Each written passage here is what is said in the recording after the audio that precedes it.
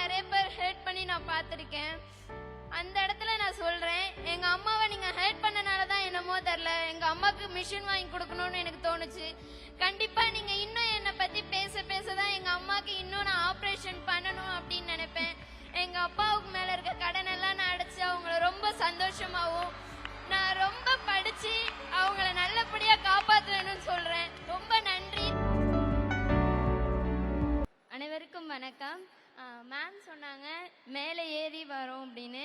என்னை பொறுத்த வரைக்கும் என் லைஃப்பில் ஃபஸ்ட்டு மேலே ஏறி வந்துட்டேன்னு நினைக்கிறேன். ஏன்னா நான் நினைக்காதது எல்லாமே என் லைஃப்பில் நடந்துகிட்ருக்கு. அதுக்கு உங்கள் எல்லாருக்கும் ரொம்ப நன்றி சொல்லிக்கிறேன். என்னோடய நேம் ரம்யா. நான் தஞ்சாவூர் மாவட்டம் கோவிலடின்ற கிராமத்துலேருந்து தான் வரேன். நான் திருச்சி மாவட்டத்தில் கவர்மெண்ட் பாலிடெக்னிக் காலேஜில் படிக்கிறேன். என்னோட அப்பா ஒரு கூலி விவசாயி தான். அவங்களால என்னை ஹையர் எஜுகேஷன் படிக்க வைக்க முடியல. அதனால வேணாமா படிக்காத அப்படின்னு சொல்லி விட்டுட்டாங்க.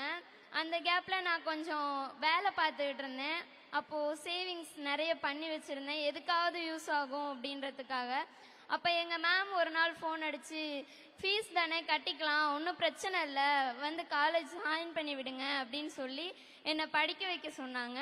நான் என்னை காலேஜில் சேர்த்து விட்டு எனக்கு ஃபீஸ் கட்டினாங்க. மற்றபடி என்னோட எல்லா எஜுகேஷனுக்கும் இந்த ஸ்கீம் மூலியமாக தான் நான் ரொம்ப யூஸ்ஃபுல்லாக எனக்கு என்ன தேவையோ அது எல்லாத்தையும் வாங்கிக்கிறேன். அதுக்கு ரொம்ப நன்றி. இன்னொரு தடவை நான் சொல்லணுன்னா, இந்த ஸ்கீம் எனக்கு இன்னொரு ஹெல்ப் ஒன்று பண்ணியிருக்கு. லைஃப்பில் எல்லோரும் சொல்லுவாங்க அப்பா அம்மாவை எந்த இடத்துலையும் தலைகுனியாக விடக்கூடாதுன்னு. நான் நிறைய இடத்துல என் அப்பா அம்மா கஷ்டப்படுறத கண்ணிலேயே பார்த்துட்டேன். எங்கள் அம்மாவுக்கு காது கேட்காது.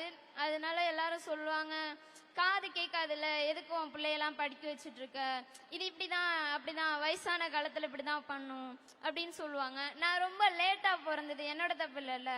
அதனால இதெல்லாம் எப்படியாவது மாற்றணுமே அப்படின்றதுக்காக இந்த ஸ்கீம் மூலயமா நான் தினம் மாதம் வர அந்த காசில் 100 ரூபாய் சேர்த்து வச்சு என் அம்மாவுக்கு நான் போன மாதம் ஒரு மிஷின் வாங்கி கொடுத்தேன். அந்த மிஷின்னால இப்போ எங்கள் அம்மா கேட்டுட்ருக்காங்க. அது எனக்கு ரொம்ப சந்தோஷமாக இருக்குது.